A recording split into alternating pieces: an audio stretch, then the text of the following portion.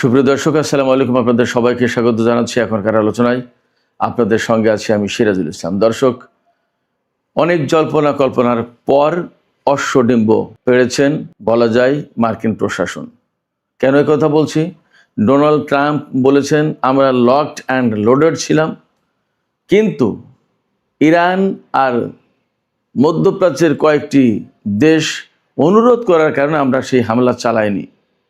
আর Iran বলেছে Donald Trump যাহা মিথ্যা কথা বলেছেন। ইরানের পক্ষ থেকে আমেরিকাকে কোনো অনুরোধ করার প্রশ্নই ওঠে না, বরং ইরান আমেরিকার যে কোনো দুঃসাহসের জবাব দেওয়ার জন্য প্রস্তুত ছিল। শুধু তাই না, ইরানের পররাষ্ট্রমন্ত্রী সাইয়েদ আব্বাস আরাকচি, তুরস্কের পররাষ্ট্রমন্ত্রী হাকান ফিদান, পাকিস্তানের সেনাপ্রধান ফিল্ড মার্শাল আসিম মনির এবং সৌদি পররাষ্ট্রমন্ত্রী ফয়সাল বিন ফারহান তাদের সবার সাথে টেলিফোনে আলাপ করে বলেছেন আমেরিকা এবং ইসরায়েল যদি ইরানের বিরুদ্ধে আজ রাতে হামলা চালায় তাহলে তাদের বিরুদ্ধে ব্যবস্থা তো নেওয়া হবেই, পাশাপাশি যে সমস্ত দেশ তাদেরকে এই হামলা চালানোর ব্যাপারে সহযোগিতা করবে তাদের বিরুদ্ধেও ব্যবস্থা নেওয়া হবে। দুই পক্ষ এই দুই রকম কথা বলেছে। আসলে বাস্তবতা কি, আজকের ভিডিওতে এই বিষয়ে আলোচনা করার চেষ্টা করব। এর সাথে একটু খবর দিয়ে রাখি, তেলের দাম কিন্তু এই পরিস্থিতিতেও বেড়েছে। তেলের দাম 2-3 দিন আগে 84, 85, 81 ডলারে চলে এসেছিল। আজকে ব্রেন্ট ক্রুডের দাম $90.12 কমপক্ষে, আর ওয়েস্ট টেক্সাস ইন্টারমিডিয়েটের দাম অন্তত $84.67। সুপ্রিয় দর্শক, এইসব বিষয় নিয়েই একদম বিস্তারিত আলোচনা করব। আশা করি খুবই ভালো লাগবে আজকের আলোচনা। যদি ভালো লাগে তাহলে শেষ পর্যন্ত সঙ্গে থাকবেন, আর ভিডিওতে লাইক, কমেন্ট, শেয়ার করে আমাদের সাথেই থাকুন এবং চ্যানেলটি সাবস্ক্রাইব করে এই চ্যানেলের অগ্রযাত্রাকে আপনারা এগিয়ে নিতে হেল্প করুন। আপনাদের সবাইকে ধন্যবাদ জানিয়ে শুরু করছি বিস্তারিত আলোচনা। আমরা সবাই জানি গতকাল আমি দুপুরে এবং রাতে 2 দফায় ভিডিওতে বিস্তারিত আলোচনা করেছিলাম। তার আগের রাতে ক্যাম্প ডেভিডের বৈঠকের কথা বলেছিলাম। ওই ক্যাম্প ডেভিড কিন্তু আসল জায়গা, ওখানে সিদ্ধান্ত হয়েছে এবং ইরানের উপরে প্রচণ্ড রকমের হামলা চালাবে। এই সাথে যুক্ত থাকবে ইসরায়েল, সে কথা ডোনাল্ড ট্রাম্প তার ট্রুথ সোশ্যালে বলেছেন। তিনি একটা পোস্ট দিয়ে বলেছেন ইরানের বিরুদ্ধে আমরা হামলা চালানোর জন্য লকড অ্যান্ড লোডেড ছিলাম, অর্থাৎ আমাদের ক্ষেপণাস্ত্র, বিমান, এভরিথিং ওয়াজ রেডি। ইরানকে একেবারে গুড়িয়ে দেওয়ার জন্য আমরা প্রস্তুত ছিলাম এবং আমাদের সাথে ছিল ইসরায়েল। কিন্তু ইরান আর মিডল ইস্টের কয়েকটি দেশের অনুরোধের কারণে আমরা ইরানের উপর হামলা আপাতত বাতিল করেছি এবং আশা করছি খুব দ্রুতই তারা একটা চুক্তি করবে। তারা দ্রুত চুক্তি করার ব্যাপারে রাজি হয়েছে, তারা দ্রুত চুক্তি করবে বলে কথা দিয়েছে। এখানে আমি আগে ইরান কি জবাব দিয়েছে সেই কথাটুকু বলি, তারপরে কারা কি করেছে অ্যাকচুয়ালি আমি সে কথা বলছি। এখানে ইরান একদম সুস্পষ্ট করে বলেছে, একদম ডাহা মিথ্যা কথা বলেছেন ডোনাল্ড ট্রাম্প। তিনি যে কথা বলেছেন তার ধারে কাছেও ইরান নেই, বরং ইরান আমেরিকা এবং ইসরায়েলের সম্ভাব্য আগ্রাসন মোকাবেলার জন্য প্রস্তুত ছিল এবং এই যুদ্ধ শুধুমাত্র ইসরায়েল আর আমেরিকার ঘাঁটিগুলোতে সীমাবদ্ধ থাকতো না। এই যুদ্ধ অনেক বিস্তৃত আকারে ছড়িয়ে পড়তো। মধ্যপ্রাচ্যের এমন কোনো ঘাঁটি নেই যে ঘাঁটি ইরানের ক্ষেপণাস্ত্রের আওতায় নেই। এর প্রত্যেকটা আমেরিকান ঘাঁটি হামলার আওতায় চলে আসতো। শুধু তাই না, মধ্যপ্রাচ্যের বাইরেও যে সব জায়গা থেকে ইরানের উপর হামলা চালানো হবে সেই সব দেশেও ইরান হামলা চালাবে, এইভাবে একদম পরিষ্কার ঘোষণা দিয়েছিল কালকে। এই যে ইরানের ঘোষণা যে মধ্যপ্রাচ্যের বাইরেও কোনো কোনো জায়গায় কোনো কোনো সূত্রে বলা হচ্ছে ইরান আমেরিকায় হামলা চালানোর জন্য প্রস্তুত ছিল, ওয়াশিংটন ডিসি এবং নিউ ইয়র্কে হামলা চালানোর জন্য ইরান প্রস্তুত ছিল। সত্য মিথ্যা জানি না, যুদ্ধের সময় তো নানান কথা আসে, কিন্তু এরকম কোনো কোনো সূত্র থেকে বলা হচ্ছে যে ইরান যে বলেছে যে মধ্যপ্রাচ্যের বাইরেও হামলা চালাতো ইরান, সেটার অর্থ হচ্ছে যে আমেরিকা পর্যন্ত তাদের ক্ষেপণাস্ত্র চলে যেত, অর্থাৎ ইরান চূড়ান্ত যুদ্ধের জন্য প্রস্তুত ছিল। এবং ইরানের পক্ষ থেকে পরিষ্কার করে বলা হয়েছে যে একদম সবচেয়ে খারাপ যে অবস্থাটা, আমেরিকা এবং ইসরায়েল ইরানের বিরুদ্ধে হামলা চালালে সবচেয়ে খারাপ যে অবস্থা, সেই খারাপ পরিস্থিতি, খারাপ অবস্থা মোকাবেলার জন্য ইরান প্রস্তুত ছিল। তার মানে ইরানের পক্ষ থেকে গতকালকে একদম চূড়ান্ত যুদ্ধের প্রস্তুতি নেওয়া হয়েছিল। কোনো সূত্র থেকে বলা হচ্ছে অন্তত 500 হাইপারসনিক ক্ষেপণাস্ত্র রেডি করা ছিল, এবং ইরানের পক্ষ থেকে বলাই হয়েছিল যে আমেরিকা যদি ইরানের উপর হামলা চালায় এবং ইরানের বিদ্যুৎ বা বিভিন্ন অবকাঠামোর উপর হামলা চালায়, তাহলে ইরান মধ্যপ্রাচ্যের মার্কিন এবং ইসরায়েল রিলেটেড যে সমস্ত গ্যাস এবং তেলের স্থাপনা, oil refinery, oil field, gas field এগুলো আছে সব একদম ভস্ম করে দিত। একদম এইভাবে বলা হয়েছে। কারণ ইরানের এখন সুবিধাটা কি? ইরানের সামনে কিন্তু এখন আর মার্কিন ঘাঁটি ধ্বংস করার প্রশ্ন খুব একটা নেই মধ্যপ্রাচ্যে।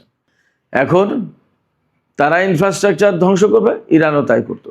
এবং ইরান গতকাল আর একটা ঘোষণা দিয়েছে যে এতদিন যুদ্ধের যে রুলস অ্যান্ড রেগুলেশনস মেনটেন করে এসেছে ইরান, হয়তো গত রাতে যে হামলা হলে সেই রুলস অ্যান্ড রেগুলেশনস হয়তো ইরান আর মানত না। এর ভিতরে মেসেজটা হচ্ছে এই যে ইরান কিন্তু নিয়ন্ত্রিত মাত্রায় হামলা চালিয়েছে, পাল্টা জবাব দিয়েছে, যাতে মানুষের জীবনহানি না ঘটে। কিন্তু গতকালকের কথা ছিল যে এই নিয়ম থেকে ইরান বেরিয়ে এসে অর্থাৎ একদম মরণপূর্ণ লড়াই করবে। তা মরণপূর্ণ লড়াই করলে তখন কার চোখে লাগলো, কার নাকে লাগলো, কার বুকে লাগলো, কার মুখে লাগলো, এগুলো কি দেখাতে কি থাকে নাকি?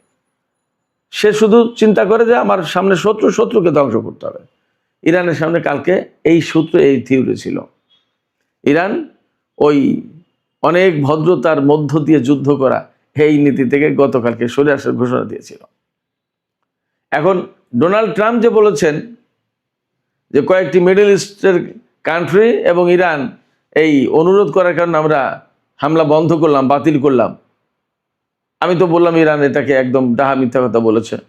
আর মিডল ইস্টের কয়েকটা কান্ট্রি বলতে একদম ক্লিয়ার তথ্য এসেছে, গণমাধ্যমগুলোতে খবর এসেছে যে সৌদি যুবরাজ মোহাম্মদ বিন সালমান মার্কিন প্রেসিডেন্ট ডোনাল্ড ট্রাম্পকে ফোন করেছিলেন যে আপনি আসলে কি করতে যাচ্ছেন, কি করবেন, পরিষ্কার করেন। তিনি অর্থাৎ মোহাম্মদ বিন সালমান MBS যিনি, তিনি ডোনাল্ড ট্রাম্পের কাছে উদ্বেগ প্রকাশ করেছেন। আমি এর আগেও বলেছি যে এই যে উদ্বেগ প্রকাশ করা, এই উদ্বেগ প্রকাশ করা মানেই বিরোধিতা করা।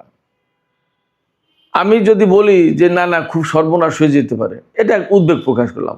এই উদ্বেগ প্রকাশ করা মানেই তো বিরোধিতা করা, যে না ভাই আপনি এই কাজ করেন, এই কাজ করলে খুব ক্ষতি হয়ে যাবে, সর্বনাশ হয়ে যাবে।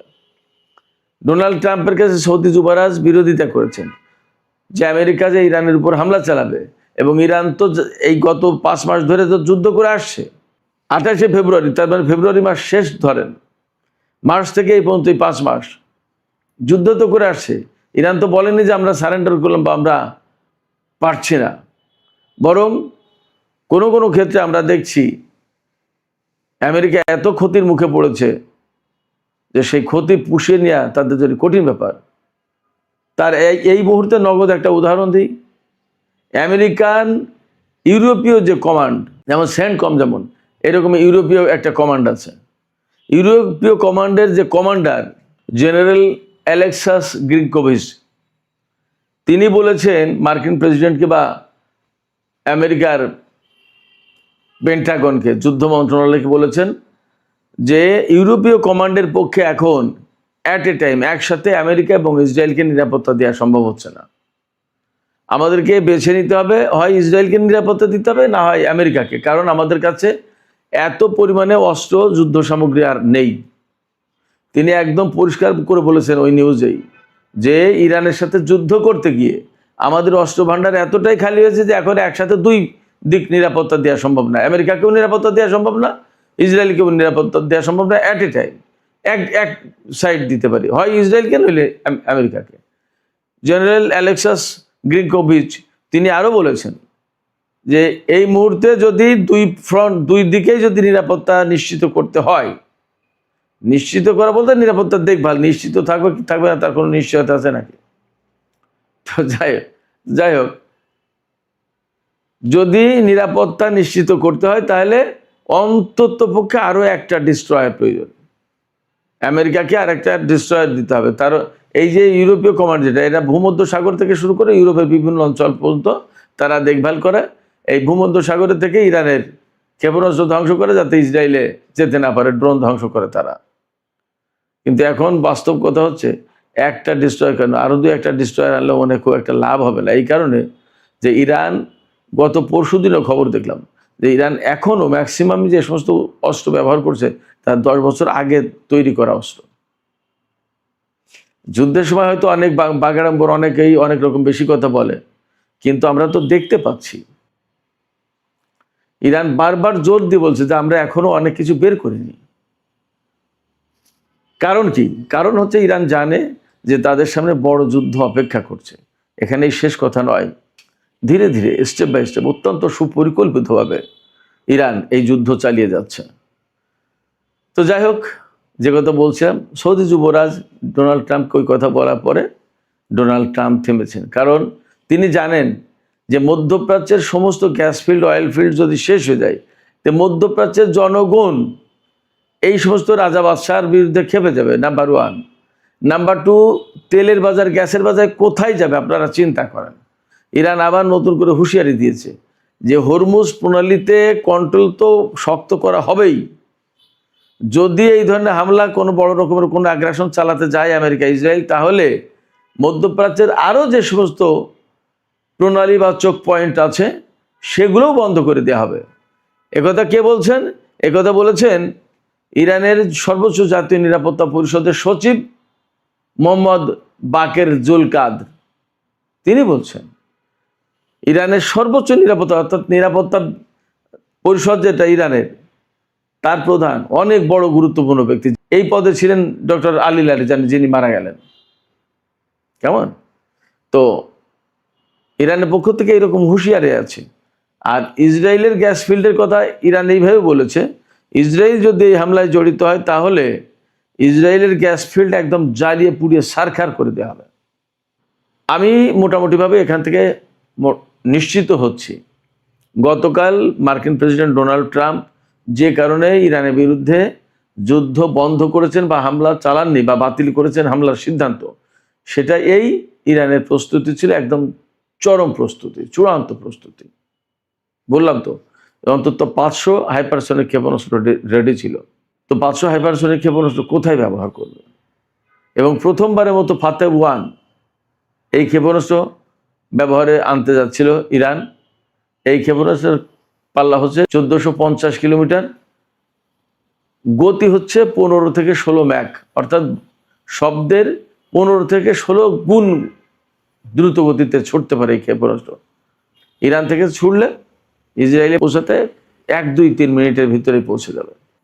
ক্ষেপণাস্ত্র ঠেকানোর প্রস্তুতিও নিতে পারবে না। আর জর্ডান, সৌদি আরব, এই সমস্ত জায়গার ক্ষেপণাস্ত্র প্রতিরক্ষা ব্যবস্থা শেষ করে দিয়েছে ইরান। অতএব আমেরিকা যদি আগ্রাসন চালাতো, ইসরায়েল যদি আগ্রাসন চালাতো গত রাতে, তাহলে ইরান সেই রকমভাবেই জবাব দেওয়ার জন্য প্রস্তুত ছিল। এখন ডোনাল্ড ট্রাম্প যে দাবি করলেন যে ইরান এবং মধ্যপ্রাচ্যের কয়েকটি দেশের অনুরোধের কারণে আমরা হামলা বন্ধ করেছি এবং আশা করছি যে ইরান খুব দ্রুত একটা চুক্তি করবে, সেরকম একটা কথা দিয়েছে। বাস্তবতা কি তাই? আসলে ঘটনাটা কি হতে পারে এটা একটু বিশ্লেষণ করা যাক। আমরা এর আগে বহুবার দেখেছি যে আমেরিকা চুক্তির জন্য ইরানের পিছনে দৌড়াদৌড়ি করেছে, অনেকটা জোর করে পেছন থেকে শার্ট টেনে ধরে বলা যায় যে চুক্তি করেন, চুক্তি না করলে উপায় নেই, চুক্তি করেন, চুক্তি করে যান, কোথায় যাচ্ছেন আগে চুক্তি করে যান, এরকম করে টানাটানি করেছে বলা যায়। সেই জায়গায় ইরান চুক্তি করতে চায়নি। তারপরে এই যে বর্তমান যে সমঝোতা যেটা হয়েছিল কিছুদিন আগে, সেটা আমেরিকাও বাতিল করেছে, ইরানও বাতিল করেছে। ইরান কি বসে আছে চুক্তির জন্য? শুধু তাই না, তারা বলেছে যে এবার আর কোনো চুক্তির দিকে আমরা যাব না, এই যুদ্ধের ফয়সালা আগে করে নিই। আমেরিকা আসলে কি চায় তার ফয়সালাটা আগে করে নিই, তারপরে বাদ বাকি আলোচনা হবে। এবং আলোচনার জন্য কিন্তু আমরা বেশ কিছুদিন ধরে দেখছি মিশর, তুরস্ক, পাকিস্তান, কাতার, এ সমস্ত দেশ খুব চেষ্টা প্রচেষ্টা চালাচ্ছে, হয়তো ভেতর ভেতর সৌদি আরবও। কিন্তু ইরান কোনো ফর্মাল আলোচনায় বসেনি এবং কাউকে কোনো ইঙ্গিত দেয়নি, এবং ইরানের কোনো প্রতিনিধি এই সমস্ত ব্যাপারে আলোচনা করতে কোনো দেশে গেছে তাও না। কথা ইরানের পক্ষ থেকে একদম পরিষ্কার যে এই যুদ্ধ বন্ধ হতে হবে, এই যুদ্ধের আগে ফয়সালা হোক, তারপরে বাকি কথা। যুদ্ধের ফয়সালা যদি করতে যায় তাহলে কিভাবে করবে? আমেরিকা কোনো মতে এখানে একদম সারেন্ডার করে চলে যাবে ব্যাপারটা তা না, তাহলে তারা যুদ্ধই করবে।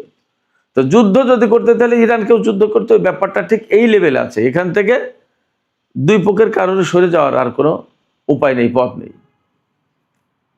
যদি কিনা আমেরিকা সরে যায়, মার্কিন ঘাঁটি সেনা বিভিন্ন কিছু সরিয়ে নেওয়ার চিন্তা ভাবনা চলছে, দেখছি যে সরিয়ে নেওয়া হচ্ছে।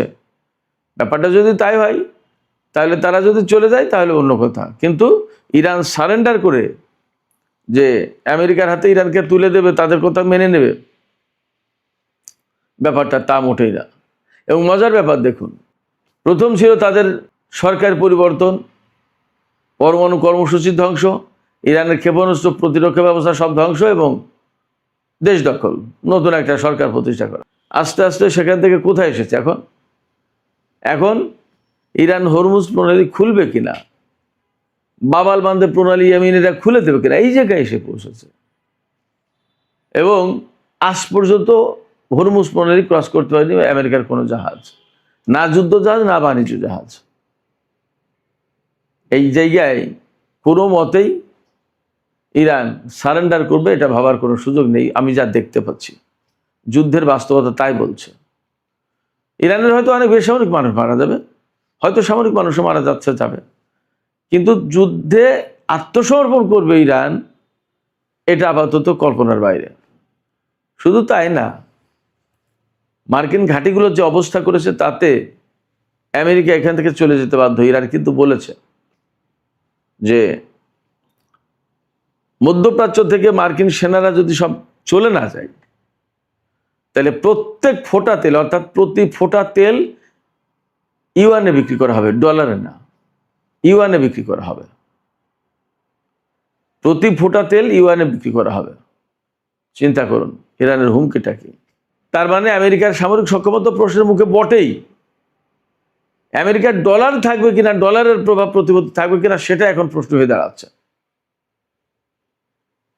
এবং গতকাল যে যুদ্ধের প্ল্যান ছিল আমেরিকার, তাতে বলা হচ্ছিল মধ্যপ্রাচ্যের দেশগুলোও আমেরিকা ইসরায়েলের সাথে যুক্ত হবে। ইরান কিন্তু সেটা বন্ধ করেছে, মোকাবেলা করেছে তাদের প্রস্তুতি, তাদের সামরিক সক্ষমতা দেখিয়ে।